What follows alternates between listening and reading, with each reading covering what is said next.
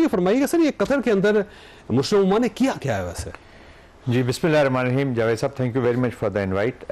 Alarming है जी, I think roar of Islamic world तो वहाँ से अब निकली है, लेकिन इम्प्लीमेंटेशनल कोई चीज़ें नहीं हुई हैं। आई थिंक हम कम अज़ कम ये समझ लेते कि चले मिलिट्री रिस्पॉन्स ना सही, लेकिन जो पॉलिटिकल रिस्पॉन्स है, डिप्लोमेटिक रिस्पॉन्स है, ख़ास तौर पे वो स्टेट जो इब्राहिम कार्ड में है, लाइक बहरीन है, यूएई है, और जो मुस्लिम कंट्रीज़ उनको अफ्रीका से कर रही हैं, तो एटलीस्ट वो अपने जो सेवर करेंगे, अपने तल्लुकात उनसे ख़त्म करेंगे, या कॉलिंग बैक ऑफ दी जो कम अज़ कम अपने डिप्लोमेट्स हैं वहाँ से करेंगे, कम अज़ कम सिम्बॉलिक हो जाता। बट एनीवेज थोड़ी सी मूव फॉरवर्ड हुआ है। आई मीन जॉइंट स्ट्रेटजी की बात हो रही है, जॉइंट मिलिट्री की बात हुई है, ये कम से कम जेस्चर पोस्टर अब लोग बोल के सामने आए। लेकिन गजा के खात्मे के बाद तो कोई फायदा नहीं इसका। अच्छा, गजा इज अ मिसिंग पीस जी। गजा तो पहले भी मिसिंग पीस था, आज भी मिसिंग पीस है। ये जो विद ऑल माई रिस्पेक्ट जो अरब की पावरफुल कंट्रीज हैं, वो यही समझ रहे थे कि शायद ये गजा तक ही महदूद रहेगा। पहले देखें इजराइल की जो एप्लीकेशन है चौधरी साहब, वो इस तरह है कि वो पहले डायरेक्शनल गया जी, जहां जहां उसको एनी मिला, इंक्लूडिंग ईरान तगड़ी फौज थी। हाँ, तो जहां पे तगड़ी फौज थी, देखे ना, जब शाम को जब रिड्यूस किया गया, अगर शाम पे अरब वर्ल्ड नहीं हिलता, शाम is the centre of gravity Arab world का, जो जिसने हम सबको मालूम है, और जिसको अरब कहा जाता है, अरब जिसको कहा जाता है, जब शाम खत्म हुआ और उसको रिड्यूस किया गया, तो उस वक्त समझ लेना चाहिए था कि it is a greater Israel phase 1।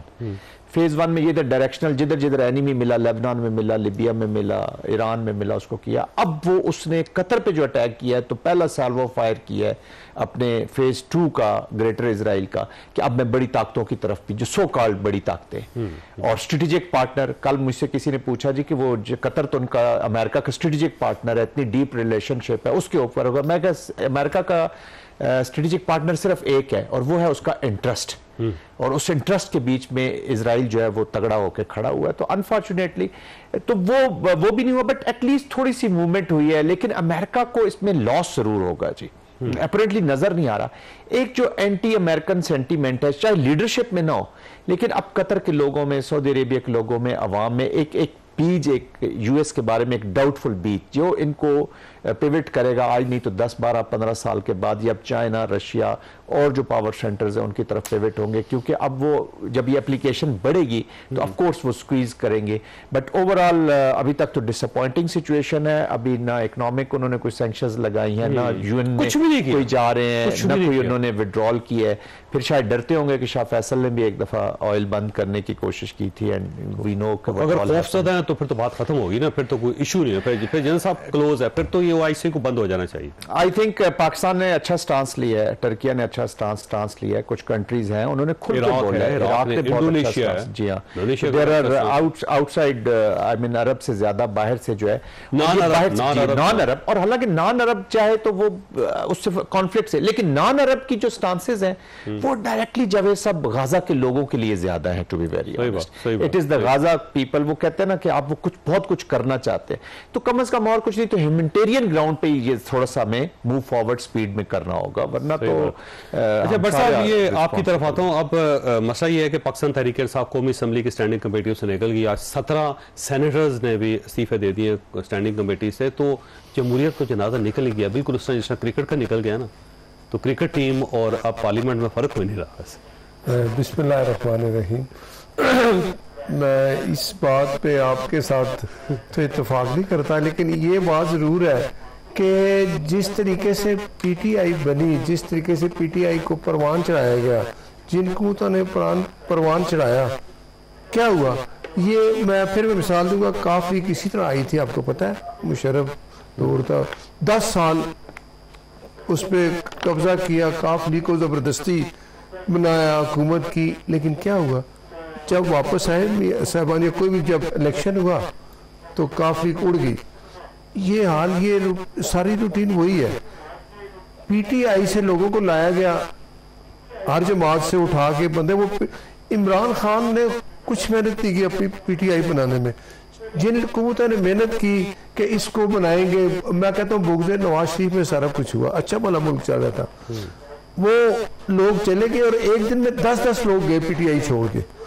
Imran Khan को याद करना चाहिए कि जब उसने पंजाब हुकूमत तोड़ी, असम्बली तोड़ी, केपी के असम्बली तोड़ी, उसने कहा देखो अब क्या होता है, मुझे फिर लोग बुलाएंगे याद करें क्या हुआ, फिर रोता रहा कि ये मैंने गलत किया।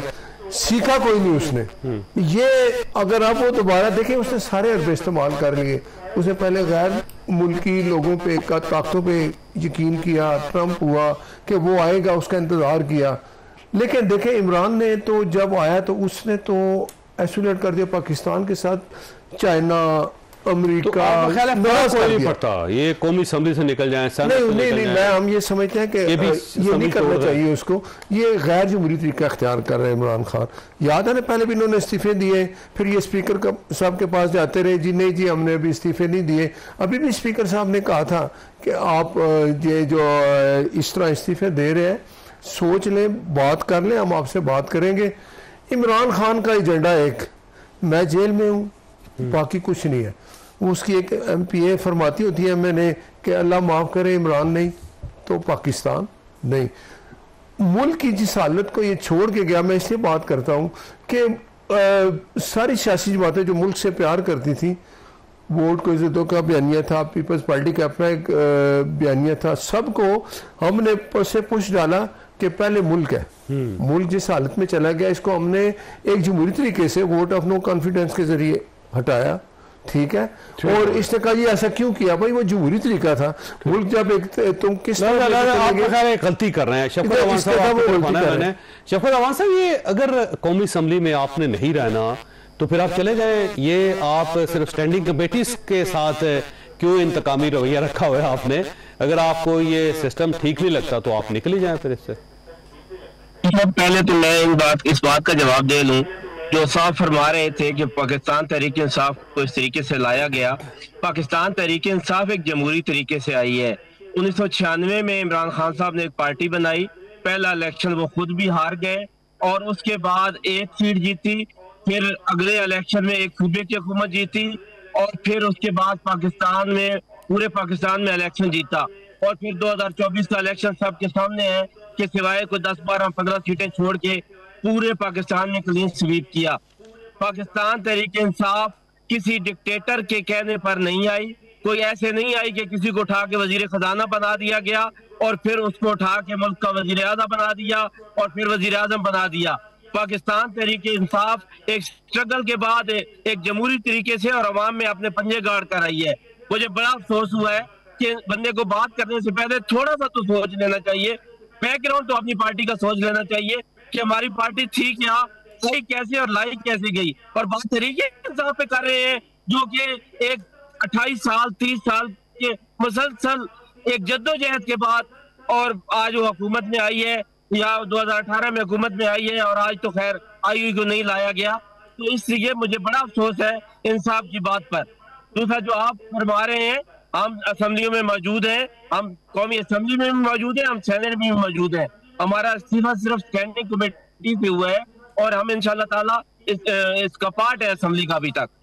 जय साहब ठीक हो गया। आपसे सवाल है शफकत साहब, आपके पास सवाल छोड़ के जा रहा हूं कि अगर आप ये समझ रहे हैं कि ये जमहूरी अमल का आपको हिस्सा रहना चाहिए तो स्टैंडिंग कमेटी जो है ये ऐन जमहूरियत है, क्योंकि अगर स्टैंडिंग कमेटीज पे अपना वोट नहीं देंगे तो कानून साजी नहीं हो सकेगी, कानून साजी नहीं हो सकेगी तो कौमी असम्बली में सेनेट में आपके बैठने का कोई फायदा नहीं है। तो आप स्टैंडिंग कमेटीज को क्यों छोड़ रहे हैं? और अगर आपने निकलना है तो पूरे सिस्टम से निकलना। छोटी सी ब्रेक को दोबारा जरूर।